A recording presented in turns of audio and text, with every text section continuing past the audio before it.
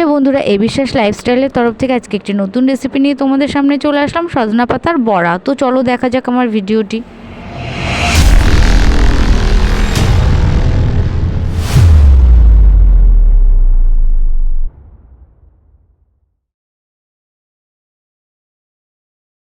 সজনা পাতা বড়া করার জন্য আমি নিয়ে নিচ্ছি এখানে চালের গুঁড়ো পরিমাণ মতন, আমার যতটুকু লাগবে।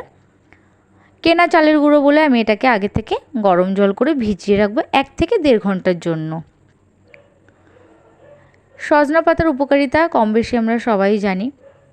বাচ্চারা এমনি শাক করে দিলে খেতে চায় না, একটু তিতো তিতো লাগে বলে। তো আমি বলবো যাদের বাচ্চারা শাক খেতে চায় না তাদের বাড়িতে এইভাবে বড়া করে দেবে, বাচ্চারা অবশ্যই খাবে।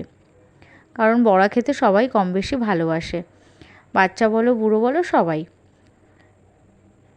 তো যাই হোক, আমার ভেজানো হয়ে গেছে চালের গুঁড়োটা। আমি একটু বেশি জল দিয়ে ভিজিয়ে রাখছি, কারণ এর মধ্যে আমি সুজি ময়দা অ্যাড করব তাই। দেখো ভেজানো হয়ে গেছে, এবার আমি এটাকে রেখে দিলাম। গাছ থেকে কতগুলো পাতা ছিঁড়ে নিয়ে এসে তাকে ছাড়িয়ে ধুয়ে রেডি করে নিয়েছি। এবার ওই চালের গুঁড়োর মধ্যে আমি দিয়ে দেবো পরিমাণ মতন লবণ, পরিমাণ মতন হলুদ, আর একটু লঙ্কার গুঁড়োটা দেবো। তোমরা চাইলে লঙ্কার গুঁড়োটা স্কিপ করে দিতে পারো।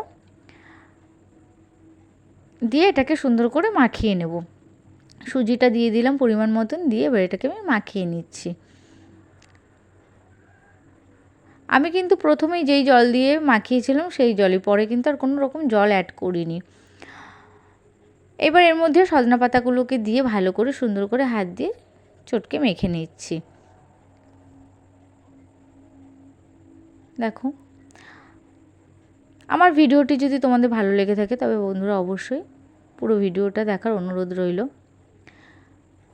এবার এর মধ্যে আমি দিয়ে দেবো একটু ময়দা। ময়দাটা দিয়ে আমি ভালো করে মেখে নেব। ময়দাটা দিয়েছি আঠালো ভাবটা আনার জন্য। মাখা কমপ্লিট হয়ে গেছে, আমি গ্যাসে কড়াই বসিয়ে দিয়েছি। কড়াই গরম হয়ে যাওয়ার পর এর মধ্যে আমি দিয়ে দিচ্ছি রিফাইন তেল, কারণ ভাজা করার জন্য রিফাইন তেলটাই বেস্ট। তেলটা গরম হয়ে যাওয়ার পর এবার আমি বড়াগুলোকে এক এক করে ভেজে নেব। ভাজা হয়ে গেলে রেসিপিটি ব্যাস কমপ্লিট। গরম গরম ভাতের সাথে এটি সার্ভ করব আমি। আমার ভিডিওটি যদি তোমাদের ভালো লেগে থাকে তবে বন্ধুরা একটু লাইক কমেন্ট ও শেয়ার করে দিও। একটু সাবস্ক্রাইব করে দিয়ে পাশে থাকা বেল আইকনটি অবশ্যই ক্লিক করে দেবে, তবে আমাদের নতুন নতুন ভিডিও তোমরা সবার প্রথমে পেয়ে যাবে। ওই পাশটা ভাজা হয়ে গেছে, আমি উল্টে দিলাম, ব্যাস আমার রেসিপিটি রেডি। দেখো কত সুন্দর হয়েছে ভাজাটা। গরম গরম ভাতের সাথে খেতে খুবই ভালো লাগে, ছোটো বড়ো সবাই ভালো খাবে। ধন্যবাদ বন্ধুরা।